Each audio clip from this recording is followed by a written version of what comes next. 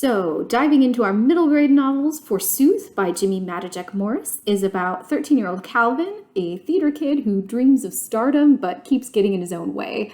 He believes that he ruined the school play by getting stuck on a single line, Forsooth. There was supposed to be more after that, but he couldn't remember it, so he just ended up repeating Forsooth over and over again until he fell off the stage.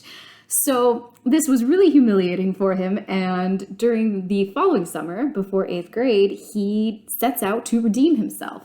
He's trying to repair friendships that he feels have not been the same since the play. He's trying to prove to everyone, including himself, that he's got what it takes to be a star. But complications, of course, ensue, including not only his first ever crush, but his second ever crush, both of which happen to be on guys in his friend group. And he is a kid who worries a lot. He worries about messing up his friendship dynamics. He worries that his parents won't react well if they find out he's gay. And he worries in general that he'll never really be good enough. And it doesn't help that he truly is prone to mishaps. At one point, he accidentally sets his pastor's robe on fire during Mass.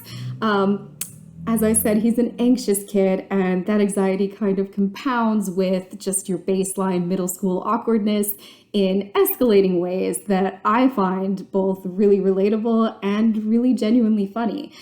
Even in the midst of his biggest misfires, Calvin is witty and warm-hearted and just self-aware enough that you end up laughing rather than cringing over the scrapes that he gets into. But over the course of the story, he realizes that, one, he's not the only person going through tough stuff, and he could maybe work on becoming less self-centered as a friend, but also, two, he can embrace who he is, messiness and all, mistakes and all, even if his parents don't, and even if some of his friends don't. This is a really sweet, really funny, and just really heartening story about a kid who is not just coming out, but really coming into his own. Next, we've got A Pocketful of Stars by Alicia Bushby. This is about 13-year-old Safiya, who has a complicated relationship with her mom. Safiya is a shy kid who likes to play video games, while her mom has a much more outgoing, vibrant personality and a sometimes volatile temper, so they often clash, and Safiya often feels misunderstood by her mom. But then her mom has a stroke and goes into a coma, and Safiya starts having dreams that transport her to scenes from her mother's childhood in Kuwait. She's basically witnessing her mom's memories unfold. And as a side note, one thing I love about this novel is that it is set partially in the Middle East, and it doesn't depict the kind of stereotypical war-torn traumatic childhood that might be what a lot of readers automatically think of when they think of the Middle East. This is a story about a middle-class girl dealing with complicated family dynamics against this particular cultural backdrop. So Safiya, in witnessing these memories through her dreams, realizes that she can unlock clues inside the dreams, kind of the way you would unlock levels in a video game, and these uncover new insights about her mom's life. So she's convinced that if she can gamify the dreams correctly, she might somehow be able to save her mom. What actually ends up happening is that Safiya is able to come to terms with their relationship and connect with other members of her family who are links to her mom. And maybe most important, she starts to come out of her shell in her own life and discovers the ways that, for as different as they have always seemed, there will always be a part of her mom in her, no matter what.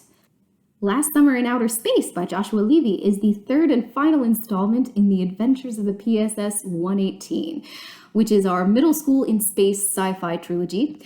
Jack and his friends and his teachers and his sentient public school spaceship are going to finally complete their mission to rescue the rest of humanity from a sinister alien plot.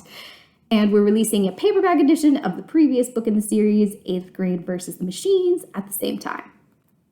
Also in paperback, we have the middle grade novel Flyback Agnes by Elizabeth Atkinson, about a middle school girl who's sort of reinventing herself over the course of a summer, where she decides to make up a bunch of stories about her life until she's forced to come to terms with the lies she's been telling and the complex truths that they conceal. And one more paperback, How to Live on the Edge, a YA novel by Sarah Scherger about a girl who lost her mom to breast cancer at a very young age and now has to decide whether she'll get tested for the gene that would predispose her to the same kind of cancer. Moving on to our new YA offerings, we've got All the Things We Never Said by Yasmin Rahman. Heads up that this story deals extensively with suicidal ideation. One of our main characters, Maureen, has been struggling with depression, anxiety, and really brutal intrusive thoughts for long enough that she has started thinking about suicide. But she's Muslim and considers suicide to be a sin, so to remove herself from having what she feels like is full responsibility for the decision, she joins a sketchy website called mementomori.com that matches up people as suicide buddies, basically, and gives them instructions on how and when to take their lives together. So specified dates, specified stuff to do beforehand, like writing a note, all very disturbing, obviously, but it appeals to Maureen's desire to have some orderliness and to have someone else calling the shots. Maureen gets matched with two other teen girls who also want to attempt suicide. There's Kara, who was in a car accident that killed her dad and paralyzed her, so she's dealing with a lot of complicated grief. And there's Olivia, who's being abused by her stepfather and thinks no one will believe her if she speaks out. So obviously, each of these girls is carrying huge burdens that they haven't felt able to share with anybody else. But as they meet up to do these preliminary steps in the website's process, they get to know each other and start to bond and start to confide in each other. And once they no longer feel completely alone, once they feel understood and accepted by others, turns out that staying alive no longer seems unappealing. Obviously, all these girls need actual therapy and other interventions, but having a support network is a good start. So they decide they're going to back out of the suicide pact, except that whoever is running the website does not want to let them back out.